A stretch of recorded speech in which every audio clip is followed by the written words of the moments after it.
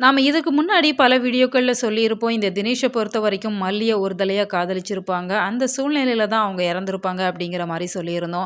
So flashback சீனுமே கொண்டு வந்திருக்கிறாங்க. பார்க்கறதுக்கே ரொம்ப சூப்பரா இருக்கு. இதத்தானே நாமளுமே எதிர்பார்த்து காத்திருந்தோம். ஏன்னா விஜய், மல்லி 2 பேருக்குமே அவங்க என்ன தவறு பண்ணாங்க?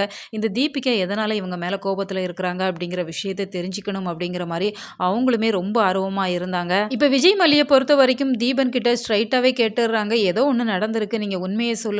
ஏன்னா எங்க மேல அவ்ளோ கோபத்துல இருக்கிறாங்க. அத கூட நாங்க பொறுத்துப்போம். ஆனா என் குழந்தை வெண்பா அவங்களுக்கு ஒரு சாக்லேட் குடுத்துருக்காங்க. உங்க குழந்தைக்கு அத புடுங்கி தூர வீசியிருக்கிறாங்க. அந்த அளவுக்கு ஒரு குழந்தைகிட்ட இவ்ளோ கோவமா இருக்கிறாங்க அப்படின்னு சொன்னா, நாங்க ஏதோ தவறு பண்ணியிருக்கோம் அப்படிங்கிற மாரி அவங்க நெனைக்கிறாங்க. நீங்க உண்மைய சொல்லுங்க அப்படிங்கிற மாரி விஜய், மல்லி 2 பேரும் கேட்டுக்கிட்டாங்க அப்படிங்கிறதால இப்ப தீபனுக்குமே வேற வழியே இல்ல. சரி இந்த விஷயத்த உங்ககிட்ட சொன்னா தான் முடியும் அப்படிங்கிற மாரி இப்போ ஒரு ஃப்ளாஷ்பேக் சீனுமே காமிக்கிறாங்க. ரொம்பவே சூப்பரா இருக்கு. மல்லி கிராமத்துல ஆஃப் சாரி கட்டி அழகா வராங்க. அந்த ஸ்கூட்டர்ல வர்றப்ப இப்ப அந்த தினேஷுமே அந்த ஏரியாவுக்கு அவங்க போஸ்ட் ஆஃபீஸ்ல வேலை பார்க்குறாங்க அப்படிங்கிற மாரி தான் காமிக்கிறாங்க. இவங்க 2 பேருமே இன்ட்ரோடியூஸ் ஆகுறாங்க. மல்லிய பார்க்கவுமே தினேஷ் அப்படி காதல் வலையில விழுந்துட்டாங்க அப்படின்னு தான் சொல்லணும். மல்லியுமே ரொம்பவே கேஷுவலா தான் பேசுறாங்க. "இங்க நீங்க வேலைக்கு வந்திருக்கிறீங்களா?" அப்படிங்கிற மாரியும் கேட்குறாங்க. "நான் இங்க ஒரு ஸ்கூல்ல அங்கன்வாடி டீச்சரா இருக்கிறேன்." அப்படிங்கிற மாரி 2 பேருமே அறிமுகமாயிடுறாங்க. அவங்க வந்த கார் பஞ்சர் ஆயிடுச்சு அப்படிங்கிறதால, இப்போ மல்லி தான் அந்த போஸ்ட் ஆஃபீஸுக்குமே கொண்டு விடுறாங்க. அதெல்லாம் பார்க்குறதுக்கு ரொம்பவே சூப்பரா இருக்கு.